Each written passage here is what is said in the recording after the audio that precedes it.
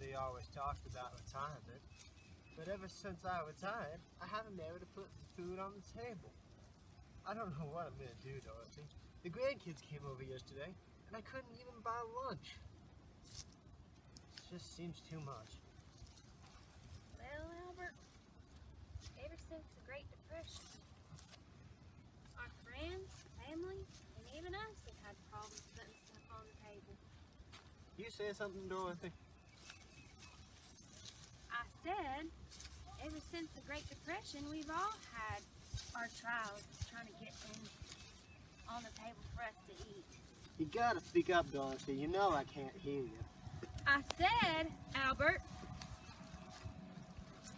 ever since the Great Depression, we've all had our problems.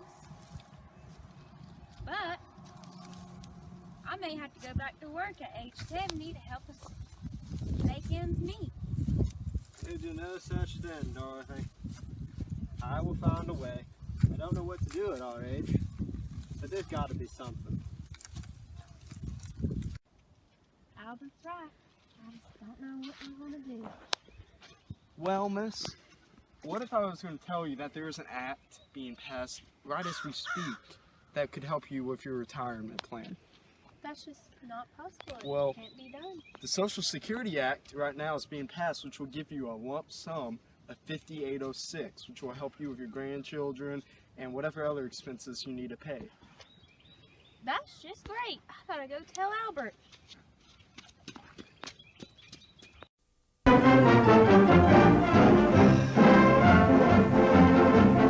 Social Security is the president's theme, as in Washington he discusses the outlook of the individual. The millions of today want and have a right to the same security that their forefathers sought in this nation. The assurance that with health and the willingness to work, they will find a place for themselves in the social and economic system of the time. Because it has become increasingly difficult for individuals to build their own security single-handed, government must now step in and help them lay the foundation stones, just as government in the past has helped lay the foundation of business and industry. We must face the fact that in this country we have a rich man's security and a poor man's security, and that the government owes equal obligations to both. But national security is not a half and half measure. It is all or none. In the early 1930s, with the Great Depression just beginning, the unemployment rate reached a low of roughly 34%, consisting of non-agricultural workers, and the income of the nation reduced by 43%. Retirement savings and different assets of millions of people across the United States had been erased. Many elderly were penniless, and over one-third required assistance from friends and family members just to get by.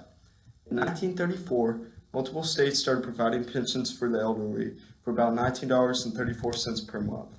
Other plans were enacted, such as the Townsend Old Age Pension Plan, which provided money for the unemployed, and the Share of the Wealth Plan. Franklin D. Roosevelt met with his cabinet members to try and figure out a way to stop the economic distress amongst Americans. The Social Security Act was signed by President Franklin D. Roosevelt and provided retirement benefits for the elderly, and later was revised to provide a broad spectrum of economic issues. It helped with the unemployed, child welfare, assistance to the blind, dependent, and even health services. President Roosevelt said while signing the bill, "This law too represents a cornerstone in a structure which is being built, but is by no means complete." Well, Albert, with the new Social Security Act passed, looks like we don't need to lose any sleep over our Social Security income. What was that, Dorothy? Did you say something? I said, with the new Social Security Act, we don't need to lose any sleep over our retirement income. Dorothy, you know I can't hear. What did you say? Oh my God, a penny. Well, thank God for Social Security, because I think I just broke my damn hip. Thanks, Dorothy. The average monthly Social Security benefit in June 2017 was $1,391 a month for retired workers, $1,371 a month for widows or widowers over the age of 60, $1,172 a month for disabled workers, $2,278 a month for a disabled worker and a spouse, $2,664 a month for a widowed mother and 2 children. The maximum Social Security benefit for a worker retiring at the 2017 full retirement age is $2,687 a month.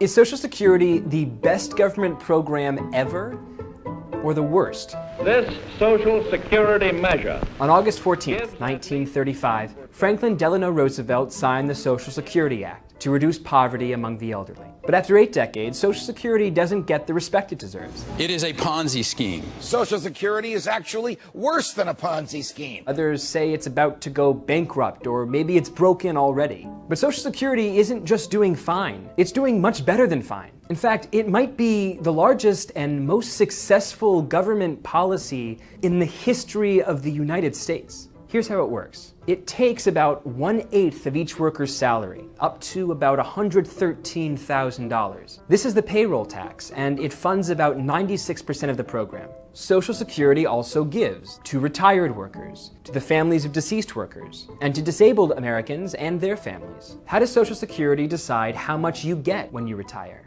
It considers 2 main factors: how much you made and how long you worked. The more you earn and the later you retire, the bigger the Social Security checks. Higher earning workers receive larger checks when they retire. After all, they paid more money into the system when they were working. But lower income workers receive checks that represent a larger percentage of their income.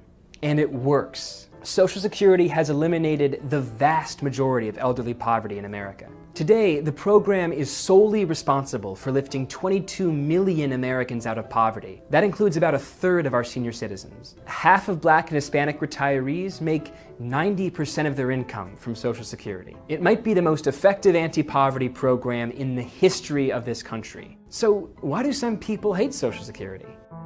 Some people are afraid Social Security is going bankrupt, and it's true that baby boomers will slowly drain down the $3 trillion stockpile that Social Security has amassed over the last few decades. By 2033, we won't necessarily be able to pay all senior citizens everything that they're due. But that's not a reason to blow up Social Security. We just need to tweak it, as we've done so many times before. Other people are worried that Social Security is too generous. In fact, it's probably not generous enough. First, the US actually has one of the least generous public retirement programs among all rich economies. Second, Americans don't save on their own. Social Security offers a bargain that irresponsible Americans should probably welcome: short-term pain for long-term gain. Is it socialism? Maybe, but it's socialism that saves us from our human nature.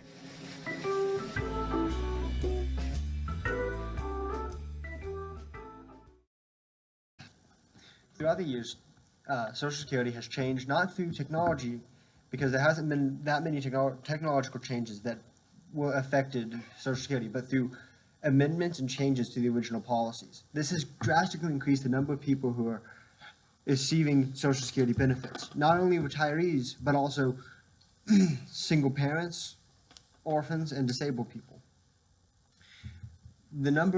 Along with increases in the number of people, the rate of Social Security benefits has increased drastically, not only combating inflation, but also increasing the standard of living. Ever since Social Security got passed in 1937, hundreds upon hundreds of people have been using the benefits of Social Security, from our grandfathers to our dads, etc., etc. But now we're in a state of crisis where not everybody's going to be able to get the benefits for like disability and retirees and single head of households. But our generation might not get the benefits of Social Security, and we need to find a way that this great plan signed into action by President Franklin D. Roosevelt can live on, because it's lasted for almost 100 years, and let's see if we can keep it lasting for 100 more.